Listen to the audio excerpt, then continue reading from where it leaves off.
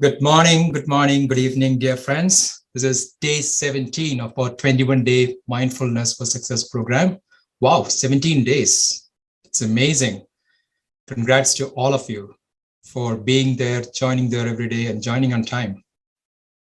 So, as usual, let's start with a beautiful song. Today, it's going to be Neela. I believe this is the third time, Neela. Thank you so much for coming back and gracing us with the beautiful voice and the song. Over to you. Thank you so much. Madeva, Madeva, Madeva,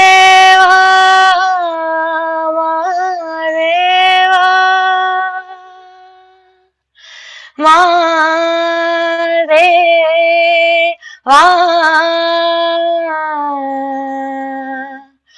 Madeva, Madeva.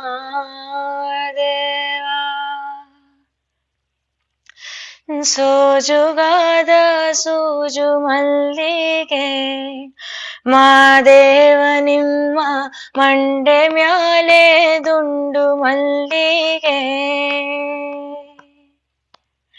ಸೋಜುಗಾದ ಸೂಜು ಮಲ್ಲಿಗೆ ಮಾದೇವ ನಿಮ್ಮ ಮಂಡೆ ಮ್ಯಾಲೆ ದುಂಡು ಮಲ್ಲಿಗೆ ಅಂದಾವರೆ ಮುಂದಾವರೆ ಮಟೇತಾವರೆ ಪುಷ್ಪ ಚಂದಕ್ಕಿ ಮಾಲೆ ಬಿಲ್ಪತ್ರೆ ಮಾದೇವ ನಿಮ್ಗೆ ಚಂದಕ್ಕಿ ಮಾಲೆ ಬಿಲ್ಪತ್ರೆ ತುಳಸಿ ದಳವ ಮಾಡಪ್ನ ಪೂಜೆಗೆ ಬಂದು ಮಾದೇವ ನಿಮ್ಮ ಸೋಜುಗಾದ ಸೂಜು ಮಲ್ಲಿಗೆ ಮಾದೇವ ನಿಮ್ಮ ಮಂಡೆ ಮ್ಯಾಲೆ ದುಂಡು ಮಲ್ಲಿಗೆ ಸೋಜುಗಾದ ಸೂಜು ಮಲ್ಲಿಗೆ ಮಾದೇವ ನಿಮ್ಮ ಮಂಡೆ ಮ್ಯಾಲೆ ದುಂಡು ಮಲ್ಲಿಗೆ ತಪ್ಪಾಲೆ ಬೆಳಗಿವ್ನಿ ತುಪ್ಪಾವ ಕಾಸಿವ್ನಿ ಕಿತ್ತಾಲೆ ಹಣ್ಣ ತಂಡಿವ್ನಿ ಮಾದೇವ ನಿಮ್ಗೆ ಕಿತ್ತಾಲೆ ಹಣ್ಣ ತಂಡಿವ್ನಿ ಮಾಡಪ್ಪ ಕಿಟಾವಿ ಬರುವ ಪರಸೆಗೆ ಮಾದೇವ ನಿಮ್ಮ ಸೋಜುಗಾದ ಸೂಜು ಮಲ್ಲಿಗೆ ಮಾದೇವ ನಿಮ್ಮ ಮಂಡೆ ಮ್ಯಾಲೆ ದುಂಡು ಮಲ್ಲಿಗೆ ಸೋಜುಗಾದ ಸೂಜು ಮಲ್ಲಿಗೆ ಮಾದೇವ ನಿಮ್ಮ ಮಂಡೆ ಮ್ಯಾಲೆ ದುಂಡು ಮಲ್ಲಿಗೆ ಬೆಟ್ಟಟ್ಕೊಂಡ್ ಹೋಗೋರ್ಗೆ ಹಟ್ಟಿ ಹಂಬಲವ್ಯಾಕ ಬೆಟ್ಟತ್ ಮಾದೇವ ಗತಿಯೆಂದು ಮಾದೇವ ನಿನ್ನೆ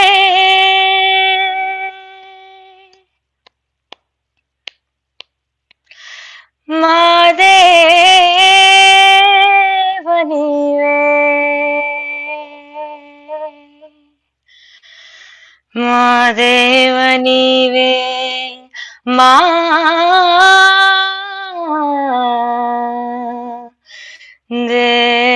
ದೇವ ನೀವೇ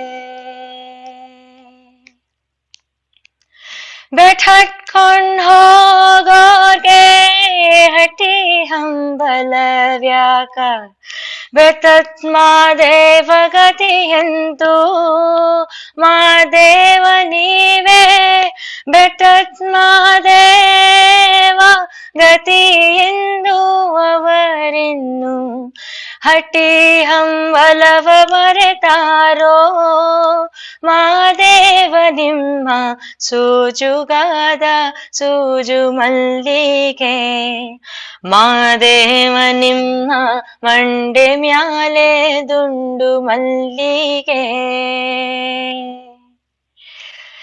ಸೋಜುಗಾದ ಸೂಜು ಮಲ್ಲಿಗೆ ಮಾದೇವ ನಿಮ್ಮ ಮಂಡೆ ಮ್ಯಾಲೆ ದುಂಡು ಮಲ್ಲಿಗೆ. Thank you so much. Thank you so much, Neela. This is one of my favorite songs. So perfect way to start the session, I would say. Thank you. So dear friends, we have been meditating since the last 16 days. So give yourself a pat on your back. Really, really good job. Thank you for sticking this program. This is amazing. Thank you so much. So I also hope that you're all enjoying the ride. We have been learning a lot of great concepts, but this is all about practice, the practice of meditation, right? So we do the experiment, we go inward, and we experiment on ourselves. So the key is meditation. Let's make it a conscious choice to be in the present moment. Let's start our meditation, dear friends.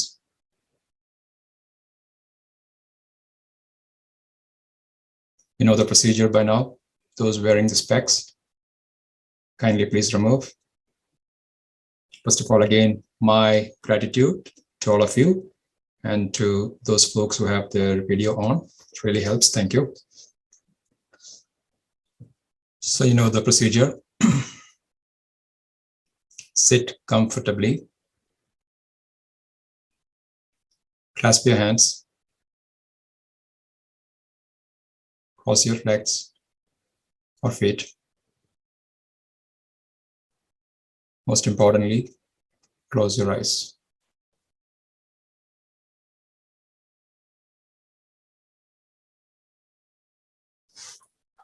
Let's start by relaxing our body. Let's tell our body to relax. Let it be our intent.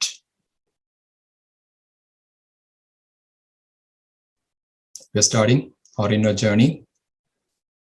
Let's drop all our expectations. This is our time. Just be with ourselves. There's nothing to achieve. There's nowhere to reach. Everything can wait.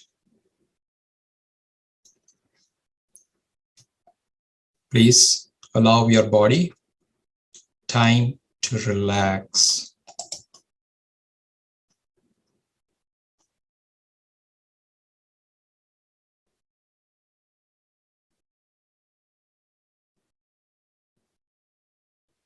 Scan your body. See if your body is relaxing.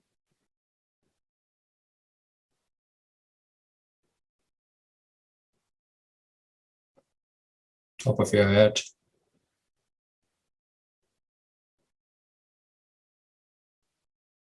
Shoulders, arms. Scan your body and see if there is any tension.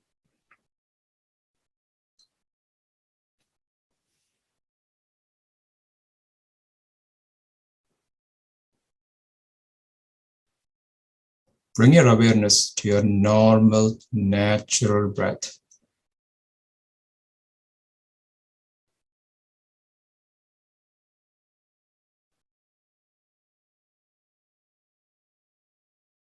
Just see the inhalation and exhalation while your body is relaxing.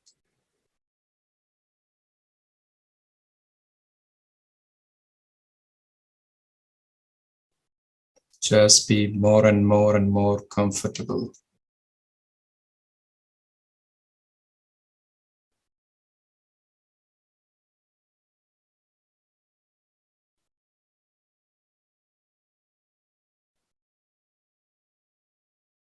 Our goal is to be with our breath without anything holding us back.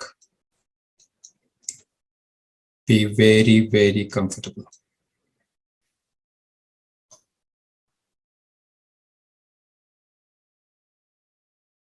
We know that breath is our life force. With lots of gratitude, let's be with each and every breath. Total awareness on the breath.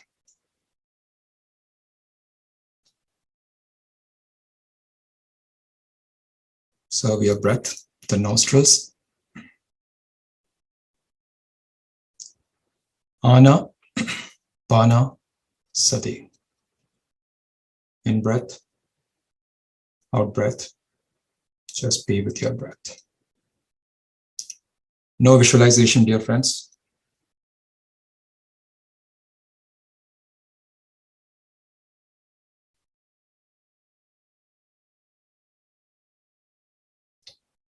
Here and now, let's give full attention to our breath.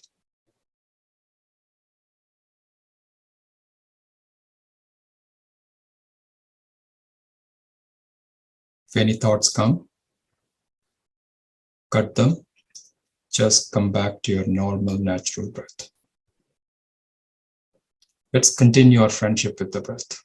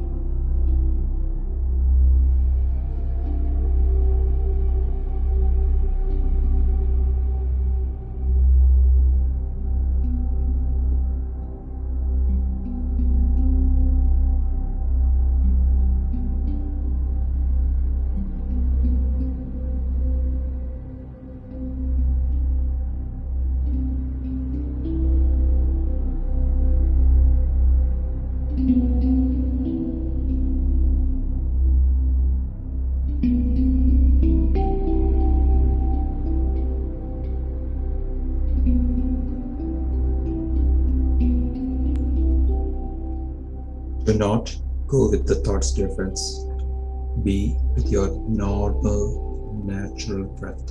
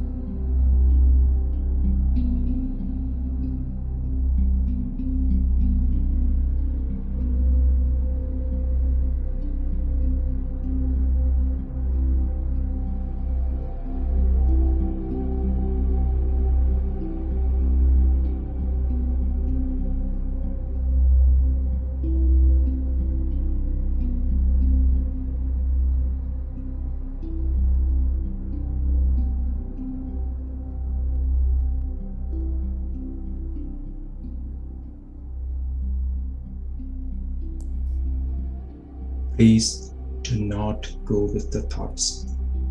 Continue being with your normal, natural breath. Last 5 minutes.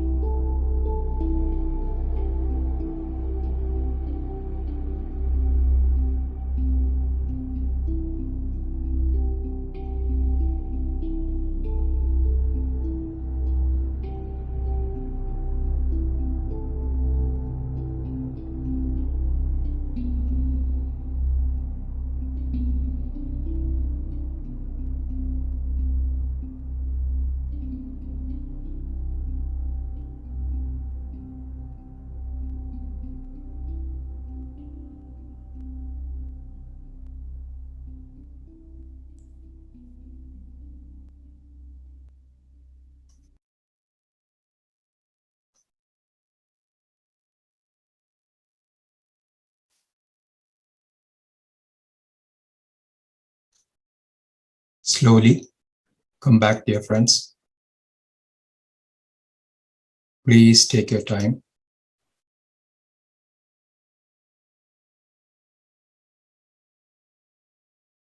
Whenever you're ready, Unclasp your hands.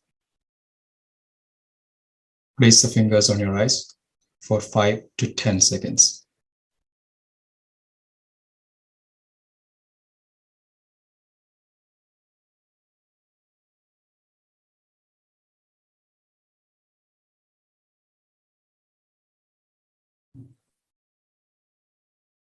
Open your eyes whenever you're ready.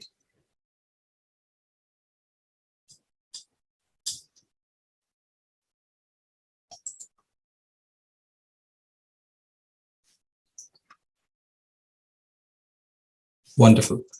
Thank you so much, dear friends. Lots of gratitude.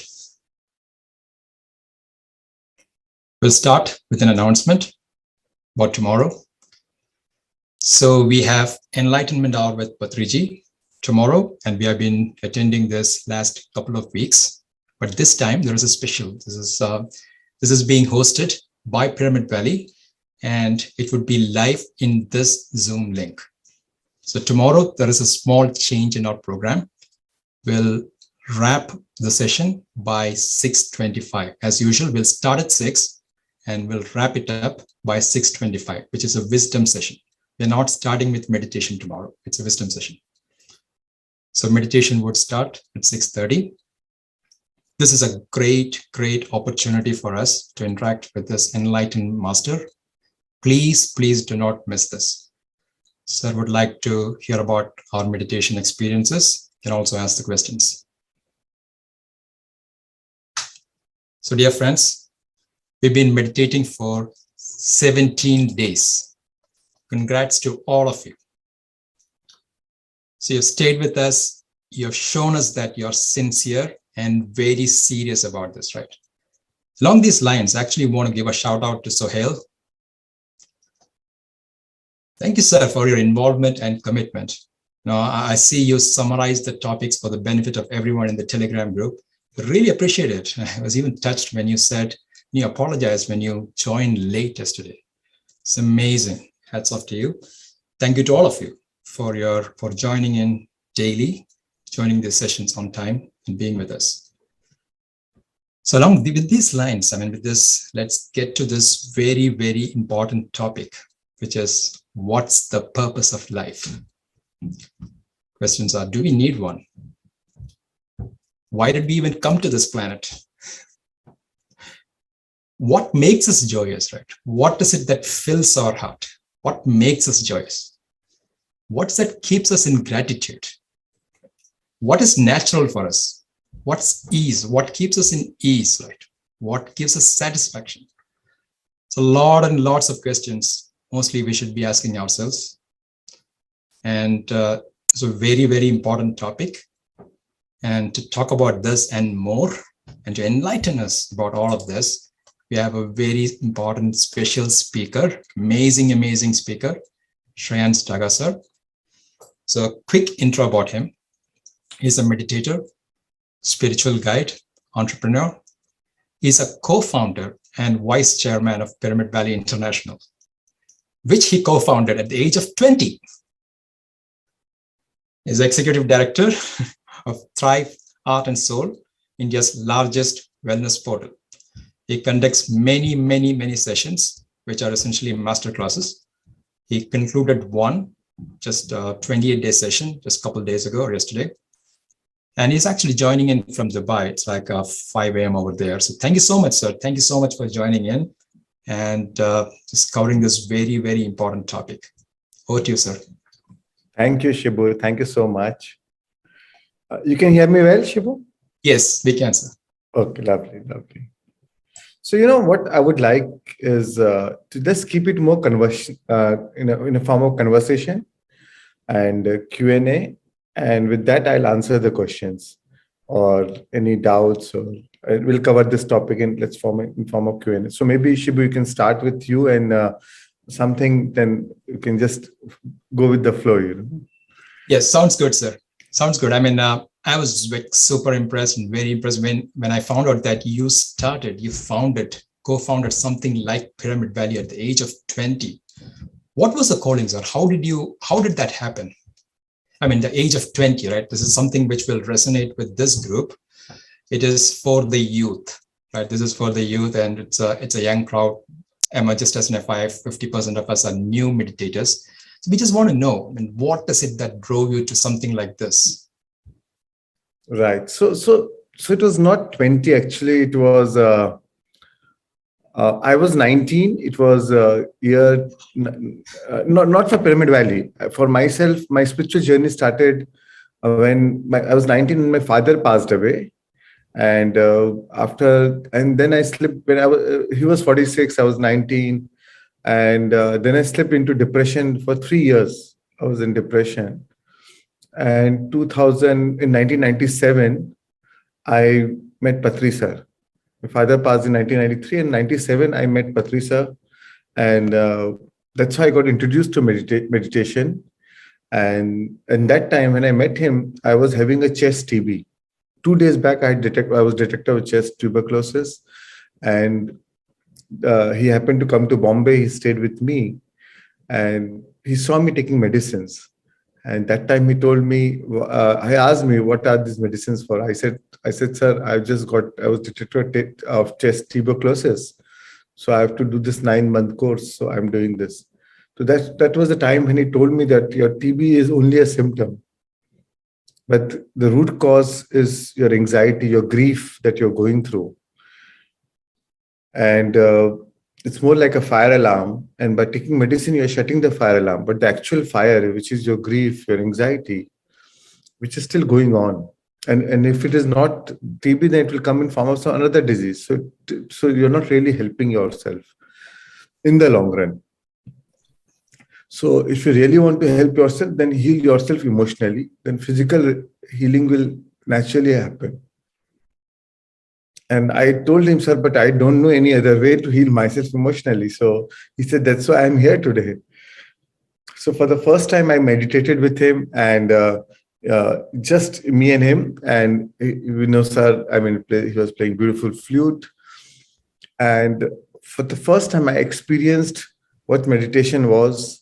And I could see a huge gush of energy flowing into me during the course of meditation, and especially into my chest area.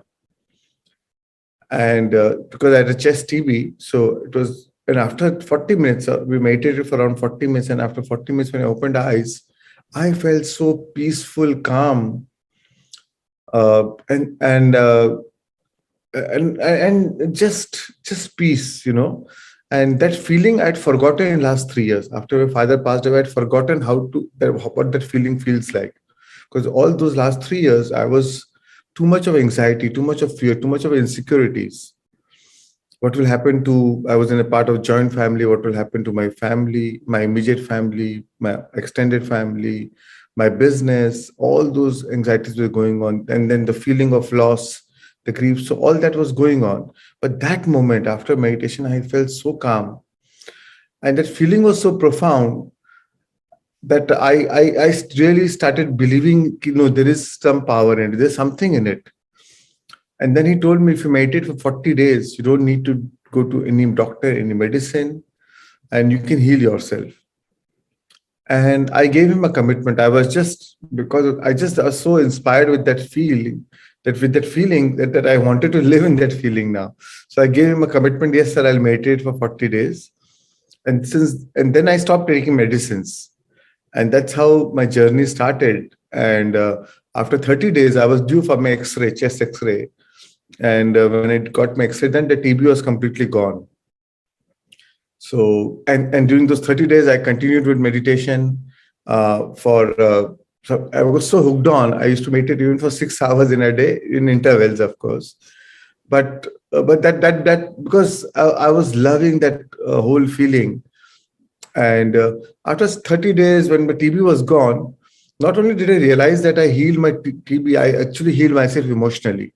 I was much more happy, much more joyful. And then whatever I was trying to do, I was able to manifest things in my life. I joined my business. And then I realized that whatever I was doing, I was able to manifest in my life. So, for example, my business was going through a very challenging time. When I joined my business, my father business, I got it, which was like a sick unit was sick.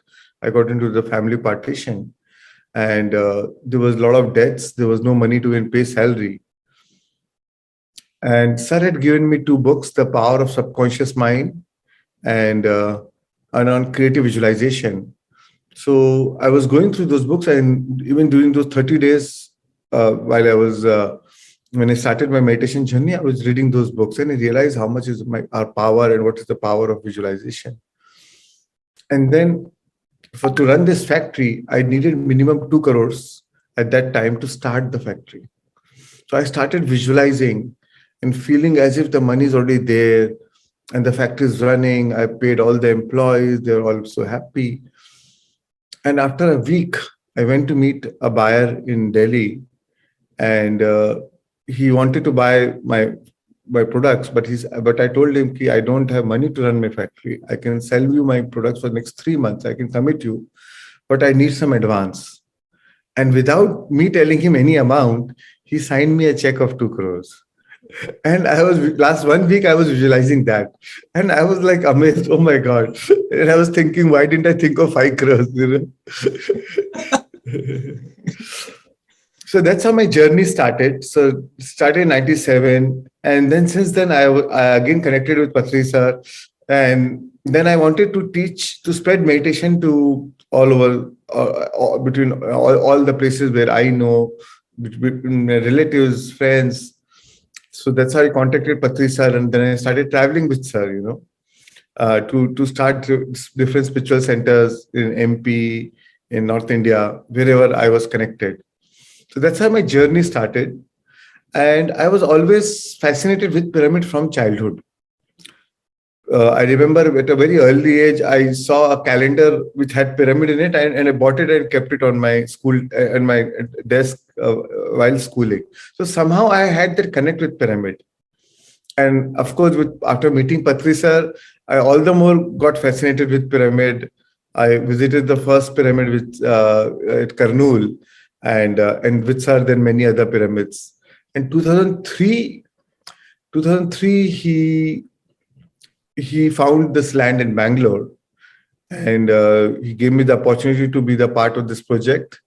And the moment I saw this land, it was the calling of that land the moment I saw this land, beautiful land, I was so inspired that, oh my God, there's something in this land, and we have to do something which will create history, something really big. And then he made the group of trustees, and I was part of one of the trustees. And we started thinking of making the pyramid, but we didn't even have money at that time to even buy the lands. And but for me, that vision was so alive, and together with all the other trustees, the vision was so alive that we want to do something really big. And that's how I had a vision that we want to build a pyramid where 5,000 people can sit and meditate inside, and where we have no money to even buy land now, but we had that vision. And but since I had that vision, we were visualizing that, oh, the money is coming, we are building the pyramid. We already appointed the architect. Even before acquiring the land, we appointed the architect who was giving us drawings for this huge mega pyramid. And my wife used to laugh at me. We don't have money to pay architect fees, and you are thinking about huge pyramid. I said, money will come. He said, where will you get the money? I said, money will come from wherever it is, So that's how the journey started. And then in my business, I started getting windfall gains. As and when the money was needed for the pyramid and we got stuck, I started getting windfall gains in business. And I knew that it is not my intelligence or it is not my hard work. There's something that I was into commodities, that all of a sudden I'm keeping a stock, or something happened, the stock prices just went up. And I was wondering, I was into manufacturing, so much more the manufacturing profit, I gained money in the stock price, just in the process of keeping the stock. At one time I was not able to sell it, so it got delayed, and then the stock remained with me, and in 2 months all of a sudden the prices skyrocketed, and then I sold it and I made amazing money. So, and then I used that money for diverting to Pyramid Valley. And of course, I mean, not just me, with the help of all the trustees together, we did it. So then I realized that, when you have a vision, when you have a vision which is aligned with your purpose, something I had a purpose to build that pyramid, and and of course, and not just pyramid. I mean, the whole idea is to build a center where we had a vision that lakhs and lakhs of meditators will come from all across the world, and to make this a international center, and which will be a power spot. And then I realized that when you have a purpose, your purpose protects you. Always remember, when you are aligned with your purpose protects you. And no matter how much money I was making, my satisfaction will come from only when we give money for the pyramid. Only when we're doing, like, for any reason, I got occupied with business for 2 months, 3 months, and I was not focused on the work of pyramid, I will still feel very discontent. I used to feel very unfulfilled. And then I'll come to pyramid, then have new ideas, new visions, new plans. And when I was using that money for that cause, it gave me a lot of fulfillment. Success without fulfillment is an ultimate failure. So you have to find your fulfillment. And fulfillment comes from only one thing. Only remember, always one thing. Satisfaction or fulfillment comes from only one thing. When you are achieving a desire, when you're moving in the direction of your desire, which is aligned with your purpose. Otherwise, you will make money, you'll have worldly success, but after a point, you will always feel discontent. Something will nudge you and you will feel, oh, I'm not happy. Something is missing. And I met so many, successful business people in my life. And for the worldly, they are the icons. And when you meet and we're talking in their personal life, they are so unfulfilled. They're actually unhappy. And a lot of people are actually depressed. And they are lost because they felt, oh, I worked all my life to make this money. Now I have this money. But even after getting what I always chased and I wanted, but now I'm not content. I'm not still happy. So I always tell them, fine, what is your purpose in life? Do something. And money is what money does. Money does not. The money is. Adam Smith said the most common definition of money is what money does. So how you use money defines the value of money, right? So once you use the money for the right cause, and I'm not against. I love making money, and because money gives you a lot of freedom of choice, right? You can do whatever you want, whenever you want, wherever you want, however you want. So, and in this 3-dimensional reality, we need money, but it is how you use that money makes a big difference. And that's how we came into Pyramid Valley, and now the rest is history, right? So we know that. So rest is indeed history, sir. All of our gratitude from all of us, right? This platform, the Pyramid Valley. It's amazing story. What an insightful talk it was. I have no words, sir. Amazing. In this small 5-10 minutes, you've covered so many topics which we covered in the last 16 or 17 days, right? Psychosomaticity, manifestation, all of those things, your own personal experience. I think this is where it drives this home, right? One is we can talk about all the science behind it, very important, and the theory, but this is where it is actually practically happening. Amazing, sir. Great thing. The fulfillment aspect of it, right? The success without fulfillment. And also you mentioned about the purpose of life, which actually protects you. So again, I want to go back to the basic question itself. Is it, so we keep talking about living in the present moment, right? Present moment, all we have is this right now, this moment. So what is the goal? Should we be joyous and contented at this moment? Should we be doing those things which keeps us joyous and happy and satisfied in this moment? or is it important to have a goal or a purpose in life at some point? Actually, they are not contradictory. It is not whether you should have that or you should have. You always have a goal, always have a vision. If I did not have that goal of pyramid or the vision of that pyramid, I probably would not have that drive to even work for my business. So that vision drives you. It is that vision pulls you in. And when you're working with that vision, then you don't work for any single day, because then you love what you're doing, because you have a great cause, right? And then even when you're going through challenges, you still have that inspiration, because the vision is so alive that you are inspired to move through any challenges. And as I told you, the purpose protects you. Now, as we live in the present moment, I always suggest that, or what I always live my life is being satisfied by what it is, but eager for more. That does not mean you're discontent with the present moment. The fact that if you're in resistance with the present moment, you will not attract abundance in your life. Because whatever is your vibrational output, that's what you attract, right? If you're in a resistance, and imagine you have a great goal, great dream, but you're in a state of resistance with the present moment. So what is your vibrational output? Lack, right? What you resist, you persist. Yep. When your resistance in the present moment, that means you're not satisfied with what it is. So your focus is on the lack. Your focus is on the absence. Your focus is on what's missing in my life, right? And what you focus on will expand.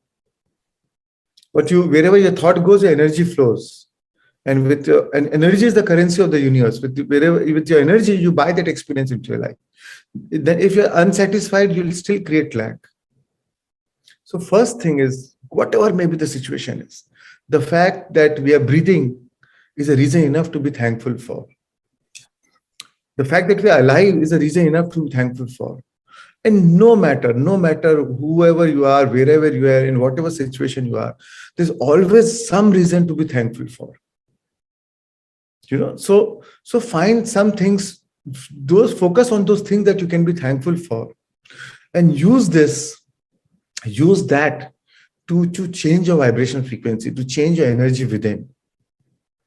Because when you're thankful for what you have, the universe will give you more of what you can be thankful for, because that is your vibrational output. If you are content, satisfied.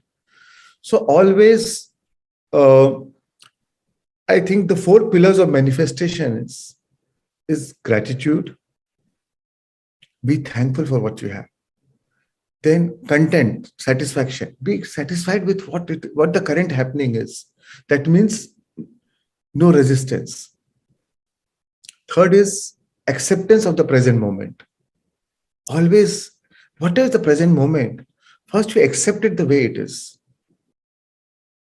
Right? Once you accept it the way it is, then you can then you can plan your tomorrow. Of course, you can plan your future. The future can be much bigger and better than today. But first is acceptance of the present moment, because life is nothing but slices of present moment. When you talk about tomorrow, when tomorrow comes, the only way you'll experience tomorrow is in the form of present moment, right? There is no tomorrow actually. Today is the tomorrow which you thought about it yesterday, right?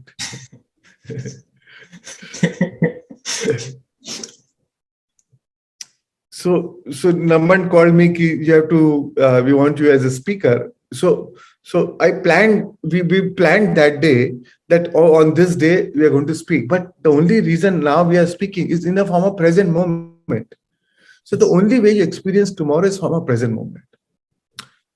And how the relationship with our time or the present moment becomes is we always are in a state of resistance with present moment.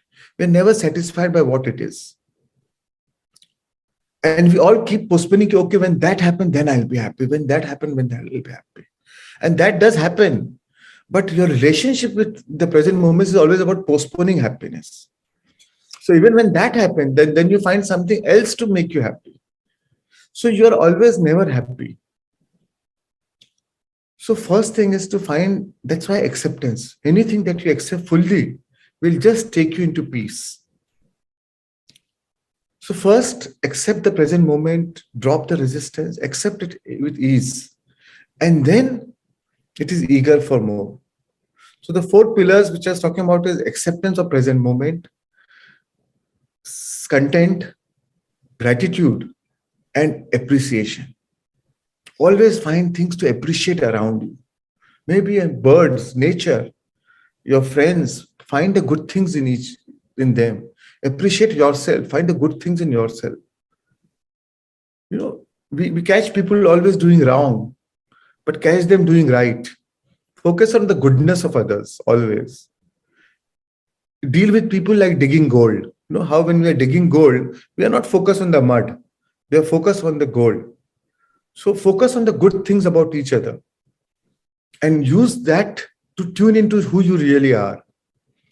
Because what you appreciate, appreciates. Right? And gratitude is the ultimate state of receivership. When you are grateful, what is your vibrational output to the universe? Then the universe will give more of things where you will feel can be made more grateful for. You're in a state of acceptance, you're in a state of appreciation. So these 4 things makes your vibrational output. And then you're eager for more. So you're not coming from the state of lack or discontent. You're coming from the state of eagerness. And it is a natural desire of the soul. It is a natural nature of the soul to be eager for more. So there's nothing wrong in wanting for more or eager for more or asking for more. It is a natural nature of the soul. Even with Patri sir or Buddha, when they got enlightenment, it is their desire to now make others enlightened. So your eager for more will keep on changing from time to time, which is fine. Depending on your evolution, depending on where are you in your journey of life, it will keep changing. But it is the nature of the soul to be eager for more. When you're in a school, when you're a child, you want a toy. When you're in a school, you want good results. When you're in a college, then you want a good job. You're always eager for more, and that will keep changing from time to time. But first, develop these 4 relationships with your life, right? And then always eager for more. Then the life will flow with effortless ease. That is smart work. That is, then you're going with the flow, with the current, rather than fighting with the current or going in the opposite direction of the current. So then the universe will be rigged in your favor, because then you're harnessing the powers of the universe, the power of the force, the quantum field to work to align with your purpose. Yeah. Thank you so much, sir. This is profound knowledge for all of us. And sir, I think we want to open up for everyone, but one last question from my side, and I'll open this up. I know everybody would want to ask you. So your intent or your visions or your purpose rather was for everyone, right? This is benefiting everybody. How important is it that your purpose is from a service point of view versus selfish interest, right? Me, my family, something like that, right? Versus for everyone. How important is that? Actually, it is not something that I thought about it. When I got into meditation, once you align with your inner self, once you become true selves, I don't feel there are others. There are no others. There are only seemingly others. Right? When you are doing for others, actually you are doing for yourself, because that gives you, because whatever you do in your life is for an emotional payoff. Right? okay, I do this, then I'll get this emotional payoff. Anything you do in your life is for an emotional payoff. Today, I'm here talking to you because it excites me. It excites me to be here. I get a lot of joy and satisfaction when I'm doing this. It is my emotional payoff. I'm not doing it for you or anyone else. I'm doing it for myself. And so what gives you that emotional payoff? What gives you that highest emotional payoff? Pablo Picasso said, the purpose of your life, the meaning of your life is to find your purpose. The meaning of your life is to find your gift. And the purpose of your life is to give it away. The meaning of your life is to find your gift. And the purpose of your life is to give it away. Because when you share, when you share your joy, the joy doubles up, right? If you're depressed and if you want to cheer yourself, just try and cheer somebody else. The best way to cheer yourself is to try and cheer somebody else. All of a sudden, you'll be happy. So when you share that joy, the joy actually multiplies. When you're teaching, actually you learn a lot. It is the best form of learning. So we are not. If you think that you're doing for others, it is only seemingly others. Actually, you're doing for your own self. And when you're giving, when you're servicing, when you're in the act of service or giving, when you're in the act of that loving kindness, what is your vibration to the universe? The universe always that you are the right vibe, that you are the right channel. Now the universe, you become the medium for the universe to serve the world. The universe will give you much more than what you have asked for, because the universe knows that this guy is the right channel to serve the world. So let me give this person more, because this person is not seeking for himself or herself. It is not about me. It is about sharing. So he is the right medium, and that is your vibrational output to the universe. So you become the right channel to serve the world. And it is about your emotional payoff. If you're doing something for the sake of name, oh, my name will come, this is my name, then again it is coming from the sense of ego. So it is more important is the state of being while you're doing what you're doing. From what emotional state are you, even from the act of service, what emotional state are you trying to serve others? A lot of time you see politicians who are trying to serve people. But if you really look, they're doing it from the sense of ego, from the sense of power. In the act of servicing others, they are ready to even kill somebody. So it is important from what emotional state you're doing. And that's where meditation plays such an important role. To change your emotions, to change your vibration frequency, then it will become your natural state. Giving becomes your natural state. And always remember, the hand that gives gathers. So don't think that you're doing for others. It's for your own self. If you fool others that, oh, I did for somebody else. I don't think whatever I did for Pyramid Valley or anything, it is for me, because it gives me joy. The moment I come to Valley, I feel so inspired. I find that, I have a purpose of life. Because then the journey it is always the journey. The journey becomes so meaningful. It is never the destination. It is always the journey. Because then there's a when you have a vision which is larger than life, which you include others into your thing, then everything becomes so joyful. Like there are phases where, I was contributing to Pyramid Valley, and all of a sudden some business environment changed, and I was facing loss. And and sometimes it could be huge loss, but I always had that satisfaction. I'm at least whenever I was making money, I was doing it for the pyramid. Even when I made losses in the business, I started using my mother's personal saving to give it to Pyramid Valley. Because again, that is giving my joy. Because even if I have to vacate my body today, then I know ki at least I'm dying with satisfaction. So find your satisfaction, and it is not necessarily in giving others. Eventually you have to see at what phase of life you are in. Sometimes it is just to find your purpose. Could be anything. It could be starting a restaurant. It could be for a homemaker. It gives highest joy to cook food for her children, right? For a mother, or to play some music, or do some dance, or whatever it is. But find that purpose. Don't die with the music still left in you. And we all have that purpose. We all are that unique expression of divine.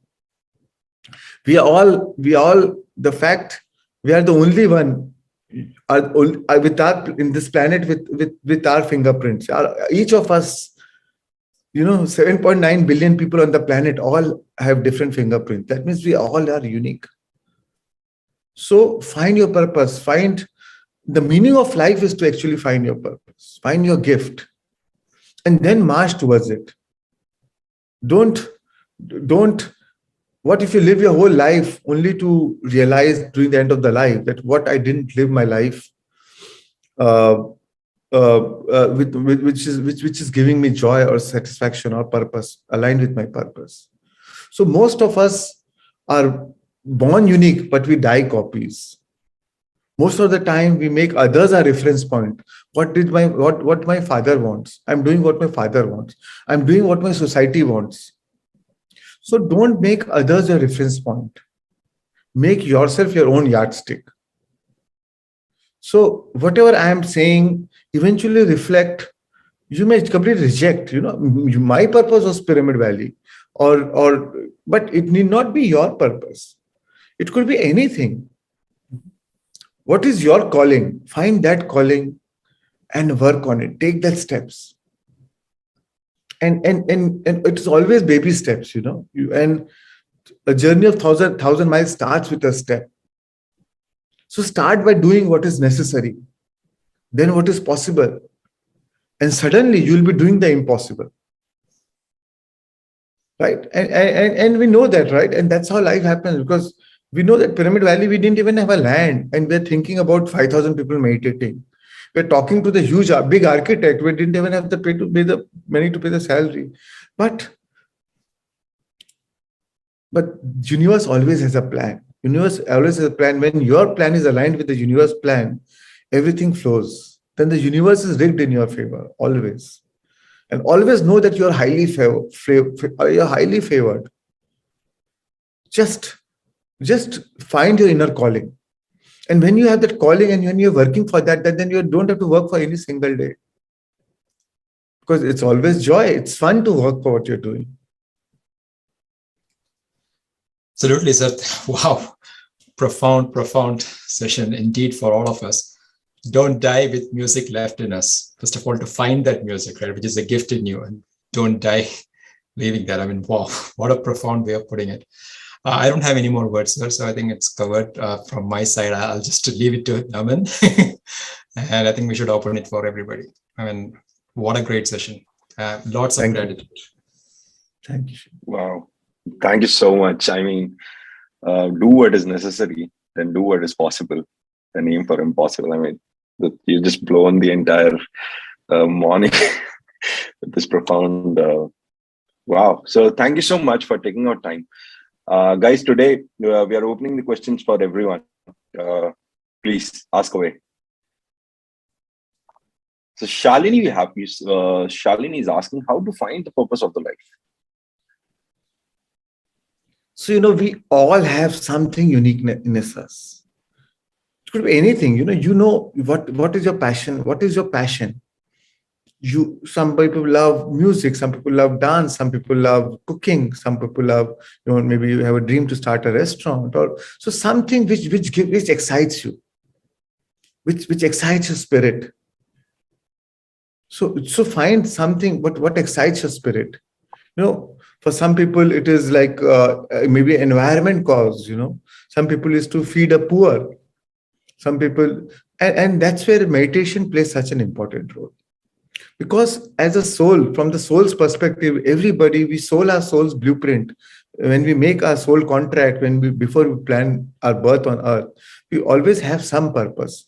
I am going on this planet earth, in this school, in this learning school, to do this in my life, so that I can learn more, I can grow more. But when we are born, we forget that.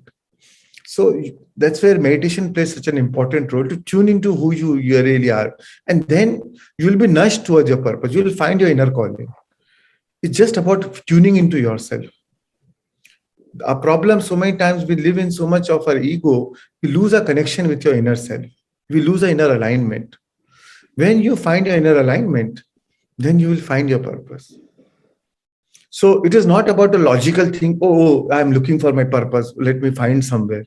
It is not lying somewhere. It is your calling, which you will find it when you meditate with. Then you don't. The idea is not to chase. You don't chase. You always attract. So it is just find your alignment, and especially the students, youngsters, where we are so much focused on doing what we are doing. Do this, do that. We always focus on doing.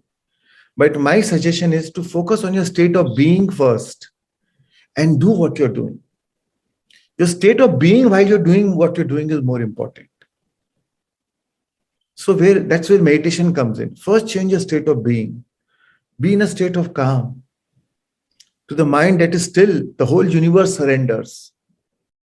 No matter what comes to you in your life, there's no better preparation than a calm mind.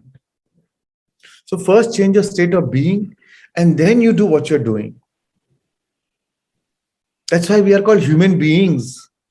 Human is about doing. But then being is about be. So first be, then do. Rather than do, I'll say be do. Right? So first be and then do. And always check yourself. What is my state of, am I aligned? Am I connected to my source?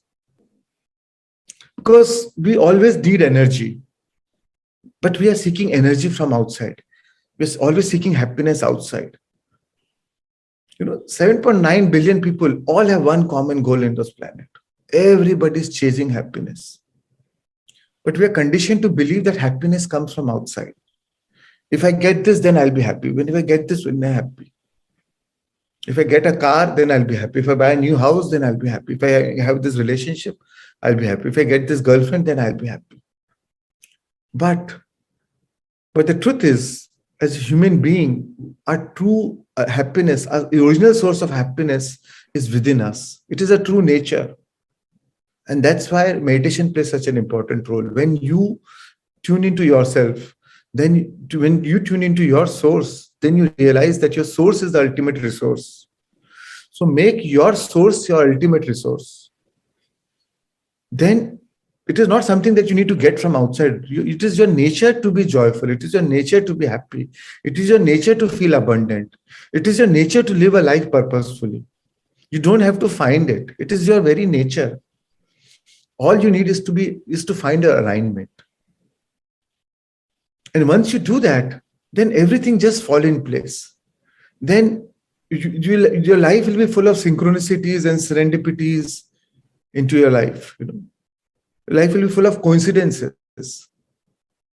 Coincidence means co-creating incidences. So everything will fall in place. We'll meet the right people at the right time, at the right place. And everybody will call you lucky. But the truth is, what is luck? Luck is what happens when preparation meets opportunity. You were prepared for it. You had the inner preparation. And then when the opportunity knocked, you could recognize it. And then there was a click. And that's how you call yourself lucky, or the world will call you lucky. So, friends, it is so make your source your primary source of happiness. And enjoy the world of life, world of things. It is, we came here to completely enjoy that. There's no way I'll say despise them. Enjoy a good house, enjoy a good car, enjoy a relationship. But know that it is the secondary source of happiness. Don't make that primary source. Otherwise, you'll always, the thing which gave you happiness, when that also can be a source for your misery, source for your unhappiness. You love a relationship. Now you are desperate to marry that girl. You get married, and then eventually you realize, oh, we have fallen out of love. The same thing which was giving you highest joy at one moment is now become a cause of your misery. Now all the time you're thinking is, how do I find some relationship outside? Now you find something extra, and you're resisting it in the complete resistant moment. So, make yourself, your alignment as a main source of happiness, and let everything else be the extension of that source. Wow. That everything else is a reflection of that source.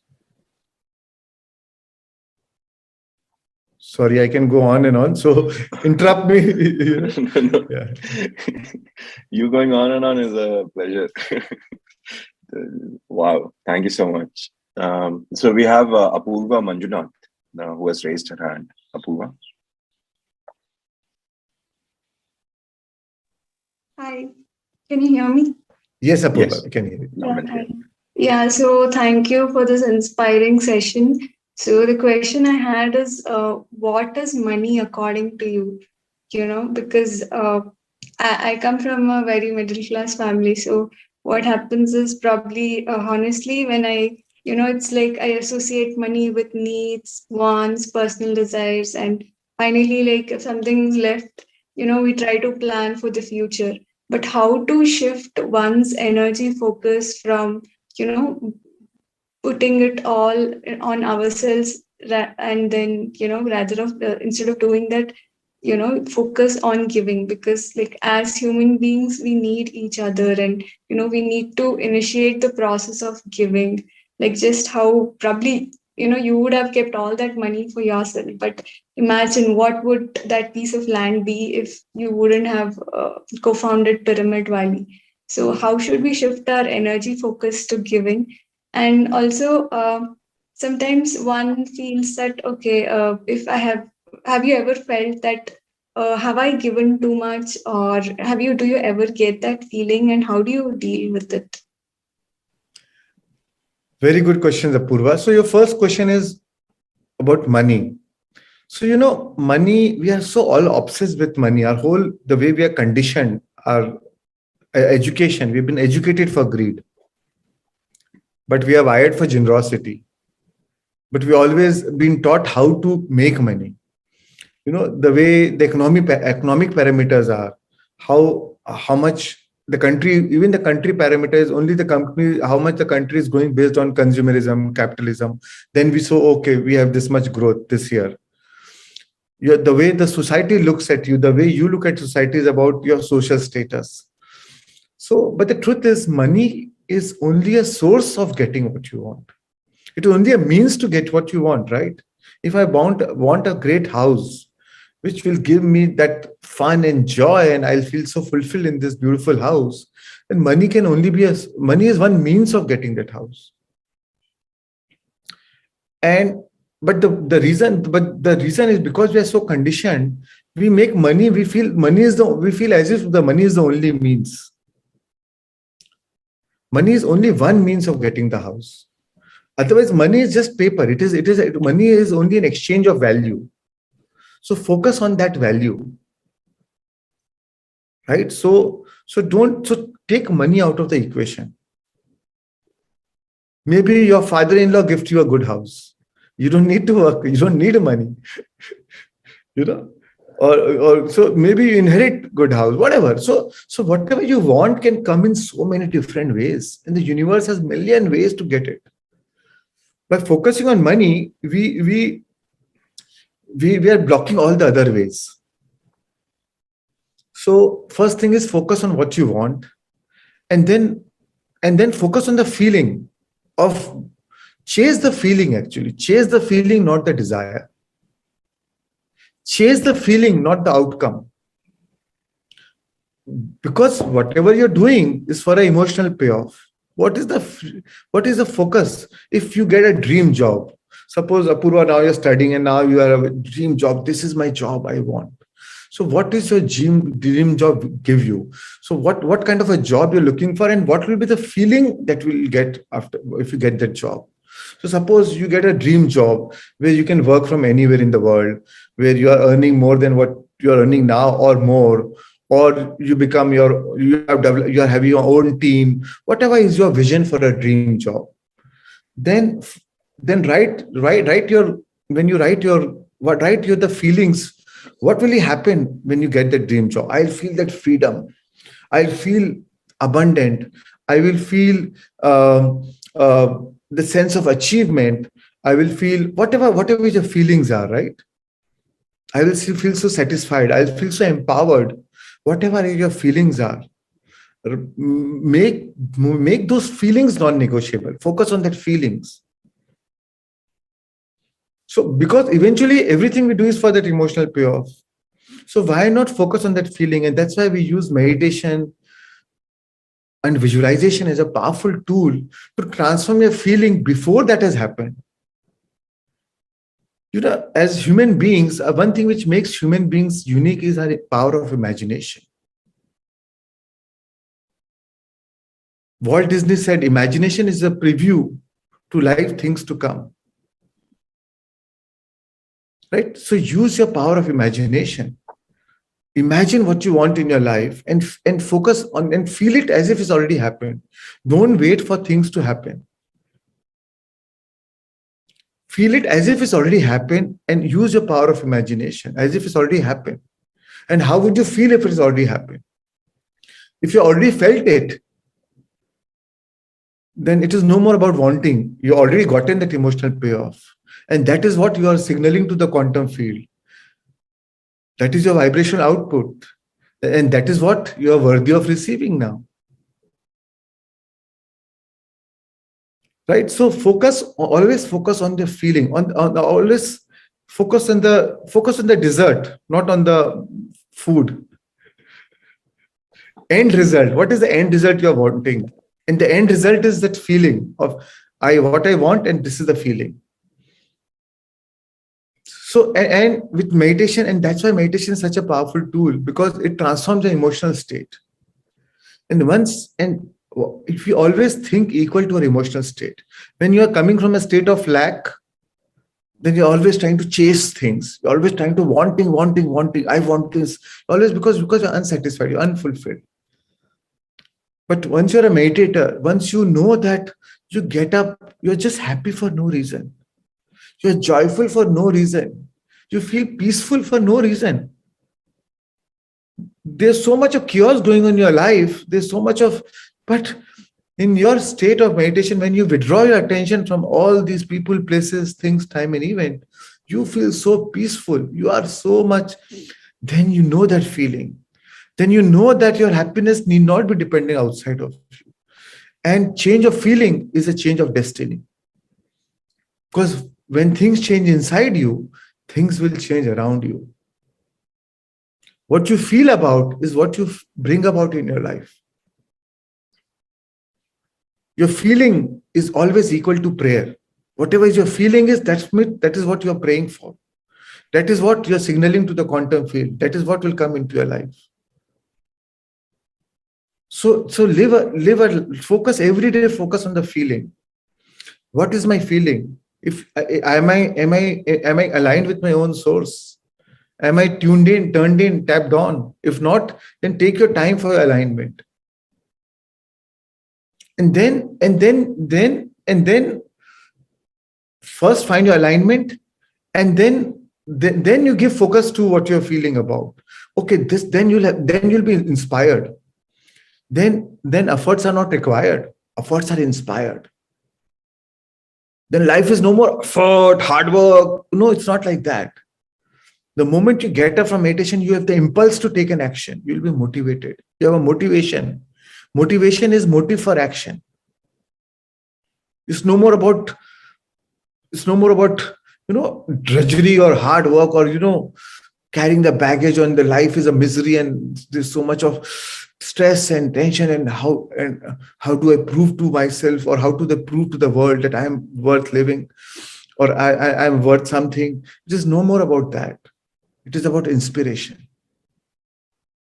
And if you have a goal or passion, you'll be motivated. But if you have a goal with purpose, you'll be inspired. So it's good to have a goal. It's good to have a passion, because if you don't have a goal, then you don't know where you're going. A ship is always safe in the harbor, but it can't go anywhere. So always be okay to step into the unknown. So many times we live a life in a comfort zone, but sometimes don't be fear of the unknown, because we are scared of the unknown. But the unknown is the field of infinite possibilities, infinite potentials. It might feel uncomfortable in the beginning, but step into it. And always keep some room for the unknown. We make our lives so busy, back to back, back to back, back to back. The best things in life happens unplanned. Spontaneity. Let spontaneity be your goal, be your natural state. But that can only happen when you have keep some time for the unknown. Otherwise we plan our day so much, because if you keep room for the unknown, if you have some spare time, then you're giving the university, the universe, that opportunity to knock on your door. That is your time. That is your date with destiny. But otherwise, we keep planning so much, back to back, and you always say, "Oh, I'm so busy." Okay, you are busy. Then then you have no time for the universe to to create magic in your life. Logic does not create magic. So always keep some time for the unknown. And you will see, when you look back in your life, the best thing happens in your life unplanned. All of a sudden you met some person and something else happened. Like for me, like with Chandra, we acquired a IT company which Chandra founded from some multinationals. Chandrasekhar is also a trustee in Pyramid Valley, and you all know about him, right? So he's again running a Buddha CA Foundation now. So we were trustees in Pyramid Valley together. And that's how I got to know each other. One day, and we used to discuss our businesses also otherwise. And he told me, Shreyans, I'm now probably I lose my company because these investors don't want to invest any money. And I had no IT background. I said, what is this? Why? He said, it's a great opportunity. I think I can make it. And I invested. I said, okay, then if they want to exit, then let's not close the company. I'll invest in your company. And I invested $4 million in that company. And in 5 years later, we sold that company to IBM for $51 million. So was it planned? I had zero IT. I was never even using the computer in my life. I never initiated an email. I was so in a sense, life, best things can come unplanned. It is your vibration. It is your vibration which goes everywhere. It is your vibration which draw events into your life. Yeah, thank you. Wow. Thank you so much. I mean, out of words. We have Sohail, who has raised his hand. Sohail. Yeah, very good morning. Actually, even I had doubt regarding, not a doubt, but question regarding power of manifestation. Can I go ahead? Because please. Sir has dealt. Sir, it's very, very beautiful to see your journey, sir. Sir, before asking my question, I would like to give you my context. Currently, I'm preparing for civil services, where my father is a peon in a government school. And coming from this humble background, in the process of preparation, civil services preparation, getting into civil services is very, sometimes it's uncertain also, because lot of people compete for the for some 1,000 posts every year. So sometimes in the process of preparation, what happens is I get pushed back by negative thoughts. What if not? The consequences of if not. What happens if not? Like, given the humble background that I come from, so that I keep on thinking these things. So how can I use power of manifestation in such a way? How can it where it can help me a lot? Yeah, Thank you, yeah, sir. lovely question, Swell. So that's why when you are, and it is natural for us, right? What if not? But when you are in the current environment, in the current situation, into a waking up state, you always are obsessed with the current realities, the current conditionings, and it is natural to feel what if not. It's natural to sometimes feel insecure, and especially coming from that background. So that's why meditation plays such an important role. When you meditate, what are you doing first? Anapan-sati Patrisa taught us, you withdraw from the current environment. You become nobody. Neither you are a peon, neither you are from that, neither your father is a peon, neither your father is the king. So you become nobody. You become no one. You become nowhere. You become no place. You become no time. So first thing is, and when you do that, when you lose your identity, that is when you drop the resistance. When you lose your identity, you drop the resistance, because resistance comes from your identity, right? You have given yourself identity. Oh, I am Sohail. My father is a peon. I have no money. Right now, I am living from day to day living. And that is because you have formed your identity with it. You're associated with those situations. So in meditation, you drop your identity. Once you drop your identity, you drop resistance. Once you drop resistance, you find your alignment. And then you visualize what you want in your life. Focus on what you want in your life and focus as if it's happening the present moment, as if it's happened now. And you'll always think equal to your emotional state. When you have dropped your resistance, when you find your alignment, when you're in that right emotional state, then these negative beliefs or this self-sabotaging belief will no more come now. Because you change your emotional state. Because you always think equal to your emotional state. When you're in a good emotional state, when you're experiencing pure love, joy, happiness, then all the emotions which is resonating with that vibrational emotions, all the emotions of that vibrational frequency will come to you naturally, easily to you. Then not only will you be able to see that, oh, you are already a civil servant or a IAS or IPS or IRS, whatever you dream to be, but you're already there. You'll feel that fulfillment. You'll feel that joy. You'll feel that sense of achievement. Maybe you want to serve the country, then you'll feel that, oh, you are serving the country. You have become you are that instrument of consciousness who is serving the people through you. So whatever, you'll feel it. You live it as if it's now. You don't wait for the things to make happen. You already feel that it's already happened. And then when you open your eyes, that is when you're inspired. Then efforts are not required. Because you already felt it, you already lived that feeling now. So first change your emotional state through meditation. And then focus on what you want. And then focus on the feeling and fuel it. You have to marry your thoughts with those elevated emotions. The reason why our life is buffering, because our thoughts are not combined. Our thoughts are not combined with those corresponding emotions. And we wonder why we are not able to manifest things in our lives. We are thinking positive, but we are feeling negative. We're thinking abundance, but we are feeling lack. We're thinking good health, but we are feeling pain or broken or hurt. We're thinking great relationship, but we're feeling resentment or rejected or hurt in us. So, and that's why we are not able to manifest things in our life. So unless you focus on the right feeling, the corresponding feeling, that elevated feeling, you will not draw event into your life.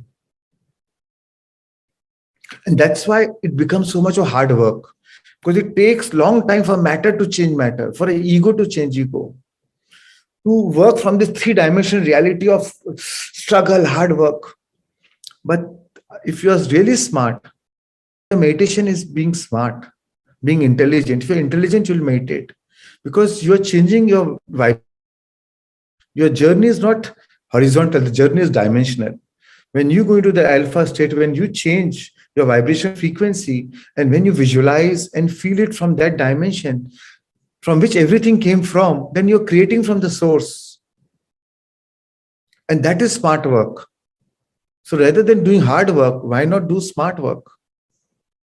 Because when you're doing hard work, the work always expands with time. If you have to go from Bangalore to Delhi, and imagine you have a choice of taking a flight.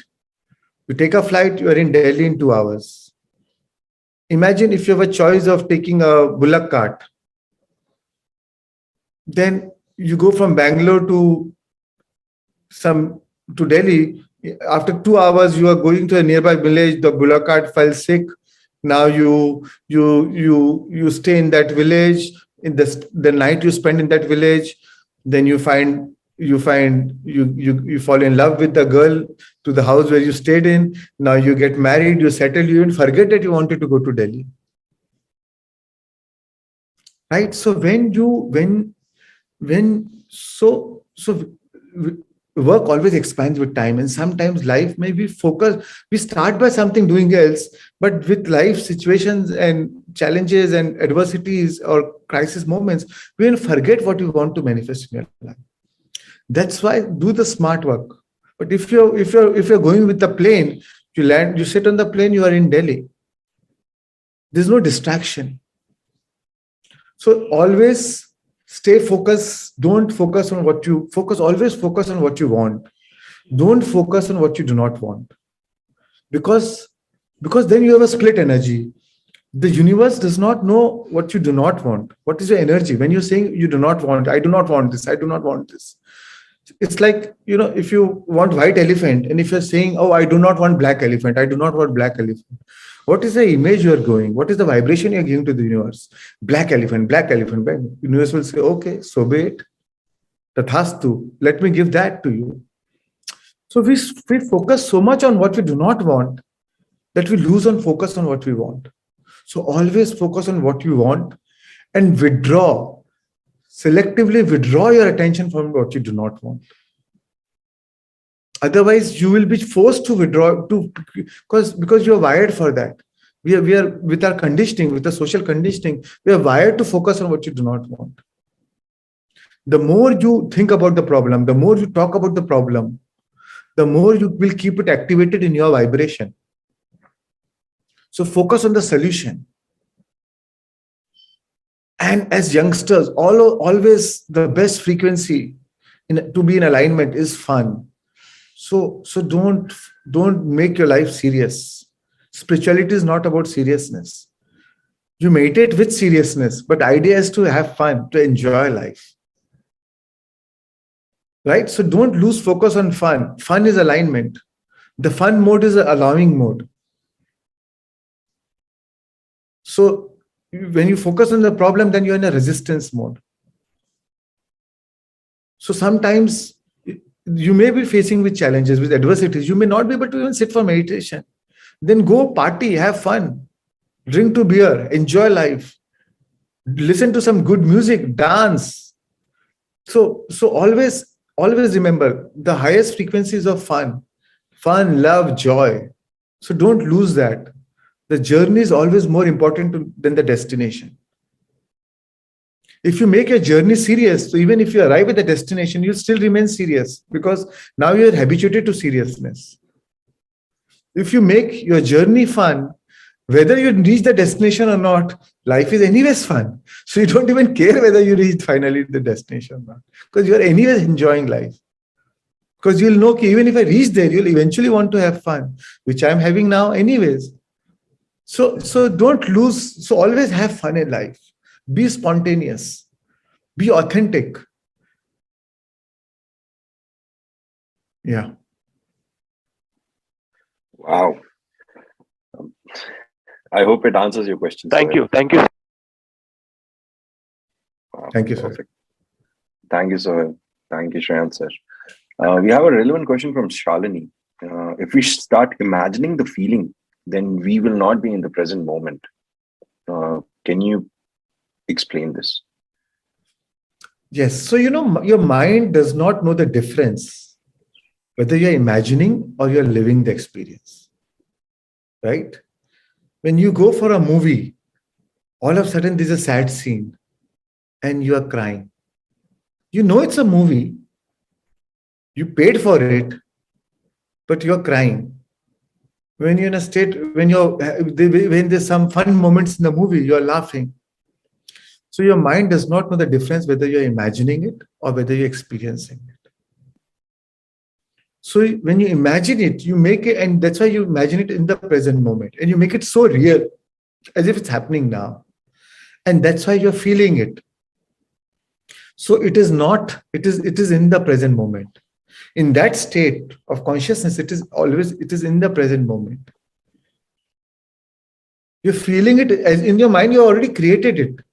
You're feeling it as if it's already happened. And so there is no tomorrow. You're not saying, okay, when that will happen, then I'll be happy. It has already happened in my mind. And that's why I'm feeling so happy. It has already happened and I'm feeling so happy. I'm so joyful. So you already feel it as if in the present moment. So there's no conflict with the present moment. In fact, you transform your present moment. And that is where that is how imaginal acts become facts. Remember always, imaginal acts become facts. Feeling the state produces the state. But we focus on worry. Worry is the act of imagining what you do not want. Because when you're worrying, you're speculating the worst outcome. And if you do not have a program for your mind, remember this, if you do not have a program for your mind will be programmed. We see 6,000, unconsciously we see 6,000 advertisements in a day. And we have a smartphone. Once you click on some porn site, you'll have so many porn sites coming. Because the smartphone is smarter than you. It needs what you want. It will make you addicted to what you do not want, what is not really in alignment with what you want. Because they don't care what is right for you, what is good for you. All they care is you are the product for them. All they care is to sell you what you want. And we have 60 to 70,000 thoughts in a day. And imagine 90% of it is coming from the past. Our past addictions, our past limitations. And we're thinking from those same thoughts. And by the age of 35, we have the set of same memorized thoughts, behaviors, hardwired patterns, belief, actions that you have lived day in and day out. And that's why your life is not changing. But what you're not changing, you're choosing. So make a program for your mind.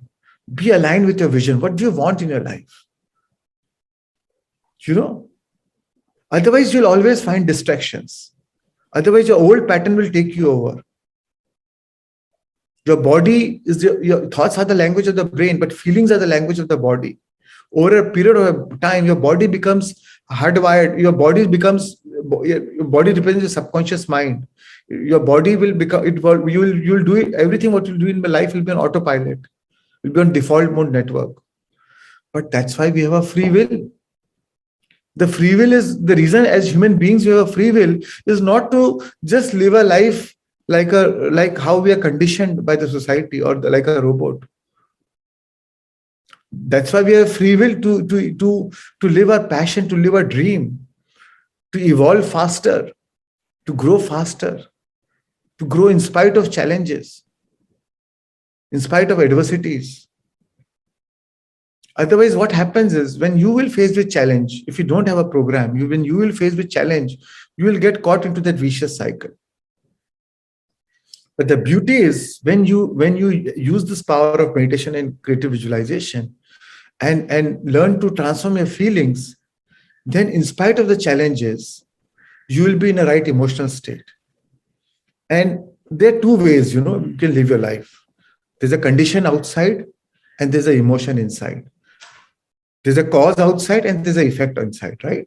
If you are facing happy situations in your life, you are happy. If you're facing challenging situations in your life, you are upset or depressed or in a resistance mode.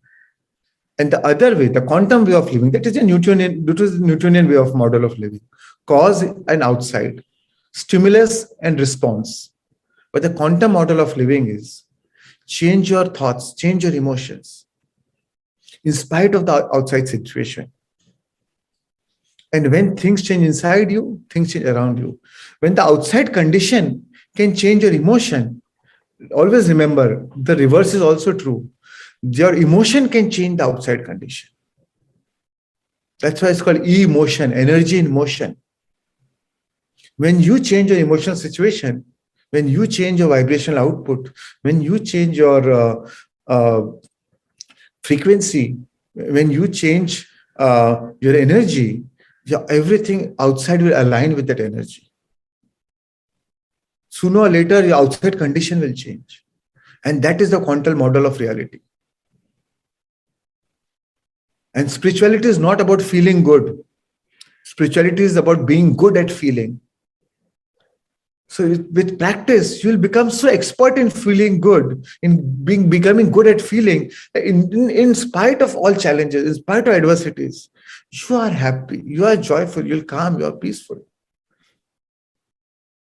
You'll find a solution in any problem. The problem is never the problem. How you look at the problem is the problem. For an optimistic will find a solution in every problem. A pessimist will find a problem in every solution. So it's just that you change your perception about the world, it's change your reality. And you think always equal to your emotional state. So when you're in a change your emotional state, you change your perception. And then when you change your perception, when you change the way you look at things, the things you look at will change. A man is according to the manner you look at him. The world outside will change. So you are the creators. We are born as the creators, not as the reactors. So take the power back to yourself. By using the power of meditation, imagination, transform your emotion, you're taking the power back to yourself. You're giving your whole story.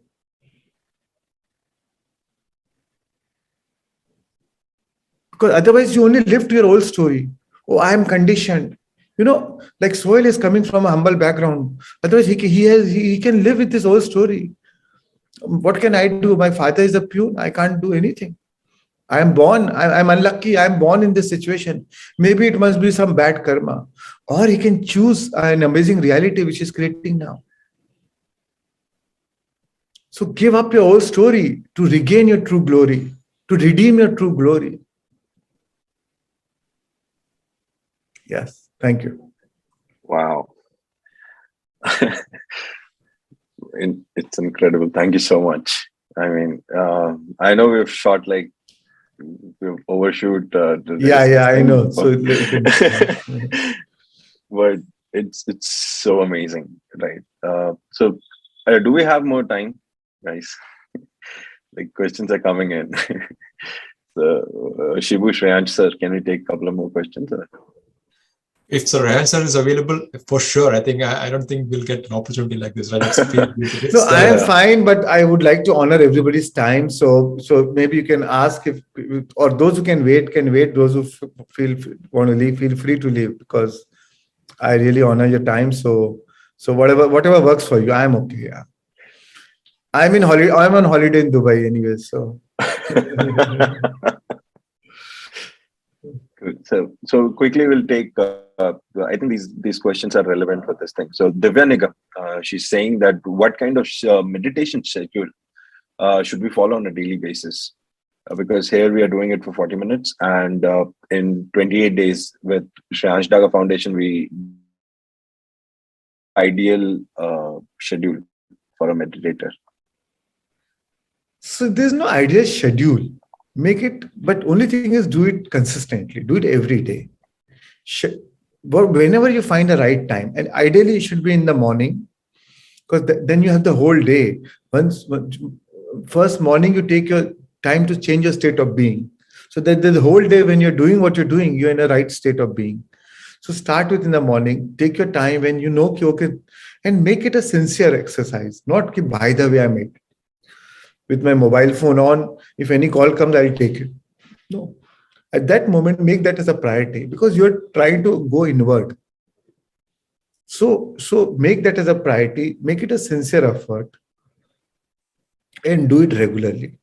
And it is just needs few days of practice. After 40 days or after few days, once you get addicted, once you get that, once you taste that, once you know that my happiness is within me, once you taste that inner reservoir, that when you taste that joy of that connecting to that retreat, taking the retreat in that inner sanctuary, then after 40 days, then even if somebody tells you please don't meditate, you'll say no. I'll not. You'll not eat your food without meditation. You'll not do anything. You'll do without meditation. For me, I cannot do anything without meditation. I rather not have breakfast because that is my cosmic breakfast. Once I'm aligned, then I'll do what I'm doing. Then only when I can. That is when I can give. So, like we asked about giving, you can only give when your cup is full. And when you connect to your inner source, then your cup is overflowing. Then all you want is to give, because that becomes your natural state, because you're not sacrificing and giving. Because your cup is overflow, so giving becomes your natural state. You can only give what you have. So first, do you have it? So first, once you find your inner alignment, so then giving becomes a natural state. It is not a mental state. It is your emotional state. Right? So find any time to meditate where you can be sincere about meditation. Ideally in the morning, before you start your day, your full day of activities, so that you are aligned. Before you sleep, again meditate for 10 minutes, 15 minutes. Your last, whatever emotions that you sleep with, your whole next 7 hours, 8 hours while you're sleeping, your subconscious mind is working on that. Your lasting emotions will have the lasting impressions on you. So change your vibrations before you go to sleep. Never go to sleep in a state of discontent, resistance, unhappy, anger or hatred, or with some arguments. Always go to this before you go to sleep.